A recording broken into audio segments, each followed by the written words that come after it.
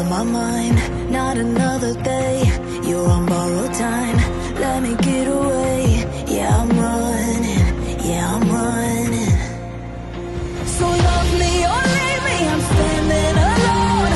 Can't shake a feeling that lives in my bones. Lie to me, tell me you wish that you could, but nothing you gave me is worth what you took.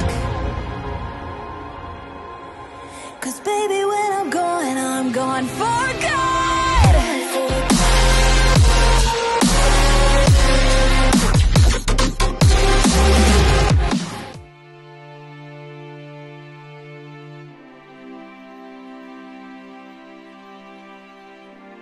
Melanjutkan dari kisah sebelumnya. Saat ini Xiaoyan mengangkat cangkir araknya dan 4 orang itu bersulang bersama, membicarakan masalah yang selama ini membebani dunia Sanhai. Namun begitu Xiaoyan datang, persoalan itu pun terselesaikan sehingga membuat banyak makhluk di dunia Sanhai merasa lega. Xuan Huang menegak 3 cangkir anggur berturut-turut dan wajahnya mulai memerah karena mabuk. Masalah itu telah mengganggunya terlalu lama. Ditambah lagi tubuhnya sendiri telah diracuni. Xiaoyan bahkan memanggil He Xianren untuk menolongnya dan mencari ramuan penyembuh. Meski Xuan Huang sebenarnya sangat gelisah, namun dia tahu bukan saatnya memperhitungkan hal-hal kecil terhadap Xiaoyan. Dari lubuk hatinya, dia sungguh berterima kasih pada Xiaoyan. Saudara Xiaoyan, jika dilihat dari sudut pandang manusia, istri dan selirku ini adalah wanita cantik yang tiada duanya. Benarkah kau tidak tertarik memilih satupun di antara mereka? Xuan Huang berkata dengan nada bercanda, tetapi matanya menatap Xiaoyan dengan serius. Xiaoyan tersenyum tipis dan menggelengkan kepalanya. Saudara Xuan Huang, dunia sensi tempatku berasal jauh lebih berbahaya daripada dunia Sanhai. Aku membutuhkan kekuatan besar untuk menghadapi badai yang akan datang. Jika aku terikat oleh hal-hal semacam itu, aku takkan mampu menahan semua cobaan yang menanti, ucap Xiaoyan. Dia segera berbicara dengan nada tegas dan dengan itu topik tersebut pun berhenti sampai di situ. Baiklah, ucap Xuan Huang sambil tertawa pelan. Nyawaku juga sudah pernah kau selamatkan. Kalau kau membutuhkanku, aku bersumpah akan membantumu dengan seluruh hidupku. Xuan Huang menepuk dadanya dengan bangga. Sementara Xiaoyan mengangkat cangkir araknya lagi dan berkata, Saudara Xuan Huang, kata-katamu saja sudah cukup bagiku. Meskipun kita berasal dari dunia yang berbeda, bisa bertemu di alam dewa kekacauan adalah takdir. Kita sudah seperti saudara, saling membantu, saling melindungi, dan itu sudah lebih dari cukup. Xuan Huang mengangguk setuju. Mereka terus minum bersama. Semakin lama suasana menjadi semakin hangat dan akrab. Persaudaraan mereka pun terasa semakin dalam. Saudara Xiaoyan, sekarang ancaman terhadap dunia Sanhai sudah teratasi untuk sementara. Kalau kau bersedia tinggal di sini, aku akan mengerahkan seluruh kekuasaanku untuk membantumu tanpa peduli apapun biayanya. Dia juga akan menjadi raja. Xuan Huang segera mengalihkan pandangannya pada Long Yan. Matanya memancarkan sorot harapan yang tulus, seolah berharap Xiaoyan dapat melihat ketulusannya. Xiaoyan terdiam sejenak. Dia merasa masalah ini terlalu besar. Menjadikan Long Yan sebagai raja dunia Sanhai memang merupakan jalan terbaik agar Long Yan bisa menjadi kuat. Namun di balik jalan itu, Xiaoyan bisa membayangkan betapa berbahayanya langkah tersebut. Identitas Zhu Jiujin tidak mungkin bisa disembunyikan selamanya. Begitu jati dirinya terungkap, maka semua makhluk yang berniat merebut tahta Raja Dunia Sanhai akan menjadikannya musuh utama. Apakah Xuan Huang benar-benar memiliki kekuatan untuk membantu Long Yan menjadi raja? Terlebih lagi Long Yan berasal dari dunia sensi, seorang makhluk dari dunia lain. Lalu bagaimana mungkin dunia Sanhai menerima raja seperti itu? Apakah Xuan Huang benar-benar tidak menyimpan niat lain? Tentu saja Xiaoyan tidak berani memastikannya. Itulah sebabnya dia masih ragu untuk menyetujui rencana itu. Lagi pula, kekuatan Long Yan belum cukup kuat untuk melindungi dirinya sendiri.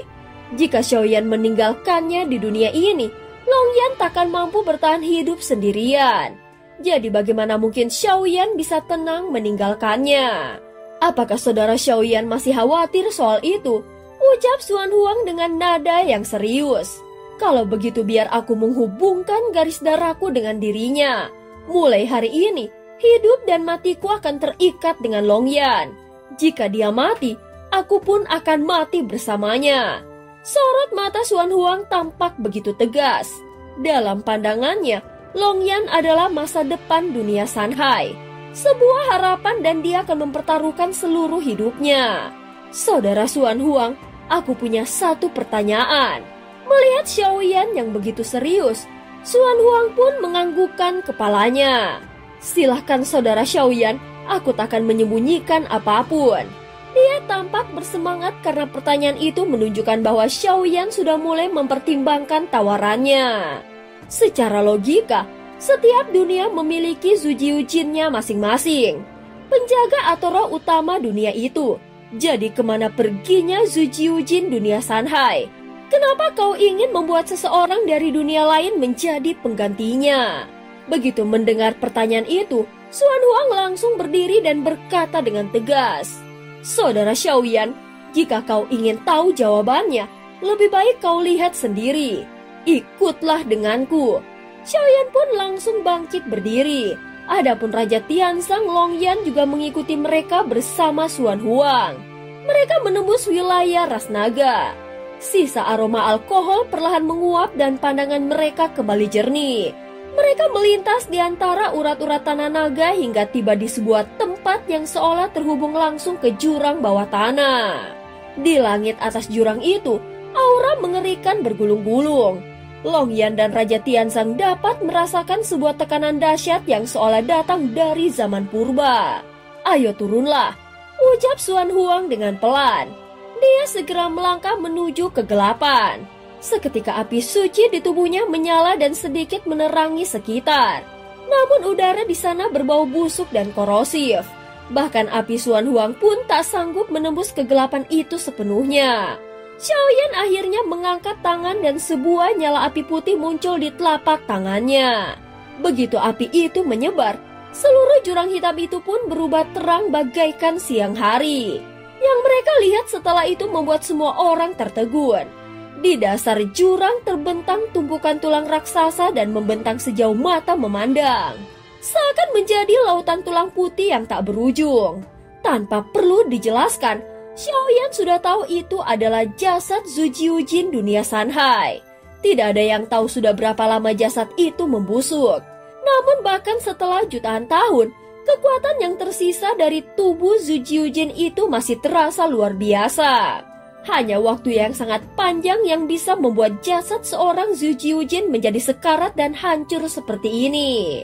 Xuan Huang mengangguk pelan setelah mendengar kata-kata Xiaoyan. Benar, setelah Zujiu Jin gugur, darah dan kekuatannya meresap ke seluruh ras naga. Itulah sebabnya ras naga di dunia Sanhai bisa tetap makmur sampai hari ini. Setelah menarik nafas panjang, dia menambahkan dengan nada yang dalam. Menurut aturan dunia, setiap kali Zujiu Jin gugur, darahnya akan melahirkan Zujiu Jin yang baru. Mereka yang bisa mewarisi darah Zujiu Jin akan memperoleh kekuatan dan posisi tertinggi dan Longyanlah yang menerima warisan itu. Ucap Xuan Huang dengan nada berat. Xiaoyan mengangguk perlahan lalu bertanya, kalau begitu, kenapa setelah kau telah mencari ke seluruh dunia Sanhai, kau tetap tidak menemukan pewaris darah Zujiu Jin yang asli? Kemana sebenarnya kekuatan itu pergi? Xuan Huang langsung menarik nafas panjang. Itulah sebabnya aku terpaksa mencari pewaris darah Zujiu Jin dari dunia lain. Tanpa penerus, dunia Sanhai akan kehilangan pelindungnya. Saudara Xiaoyan, jika kau tidak percaya, aku bisa bersumpah darah atas nama dunia Sanhai itu sendiri. Tatapan Xuan Huang sangat tulus, penuh keyakinan dan kesungguhan yang nyaris tidak bisa disangkal. Xiaoyan menggertakkan giginya pelan lalu berkata, bukan, aku bukan tidak percaya padamu. Saudara Xuan Huang, aku hanya merasa hal ini terlalu penting untuk diputuskan dan tidak baik jika terburu-buru. Longyan adalah keluarga terdekatku. Aku tidak bisa mengambil keputusan ini tanpa kehati-hatian. Dia menatap ke arah Longyan lalu melanjutkan. Untuk saat ini, aku masih tinggal di dunia Sanhai untuk beberapa waktu.